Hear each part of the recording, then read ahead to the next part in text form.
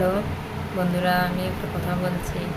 আজকাল অনেক শাশুড়ি আছে এরকম যে নিজের মেয়েরা ওর কুচবি পরুক, যেমন টি শার্ট, তোমার জিন্স টপ, কুচবি পরুক, যে কোনো একটা কাপড় পরুক, কোনো ব্যাপার না। কিন্তু পরের যে একটা মেয়ে, ও সামান্য একটা স্যুট বি পরুক, তাতেও প্রবলেম হতে। অনেক শাশুড়ি মা এরকমই আছে যে তাদের ভালো লাগে না, কেননা পরের মেয়ে ওনার কোনো কাপড়ই তাদের পছন্দ হয় না। সব সময় সে শাড়ি পরে থাকুক, এটাই তারা চায়। স্বাধীনভাবে কোনো কিছু করতে পারবে না, সব সময় তাদের কথা মতো চলতে হবে, এটাই তারা চায়। কেননা নিজের মেয়ে 10 বাজে উঠুক, কোনো ব্যাপার না, কিন্তু পরের মেয়েটা ওনার সকাল সকালে ওঠাও দরকার।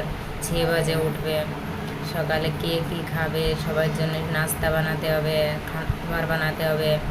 নিজের মেয়েটা 10 বাজে উঠবে, উঠে বলবে মেয়েরা নাস্তা টেবিলে চাই। কিন্তু শাশুড়ি মায়েরা এটাও বোঝে না যে তার মেয়েটা যখন পরের ঘরে যাবে তখন কী অবস্থা হবে। তার করার জন্য কাউকে তো সাথে দরকারই হবে, কেননা কোনো শাশুড়ি মা তো তখন যাবেই না, বরঞ্চ তাকে গালমন্দ শুনতে হবে যে তোমার মা তোমাকে তো কিছু শেখায়নি।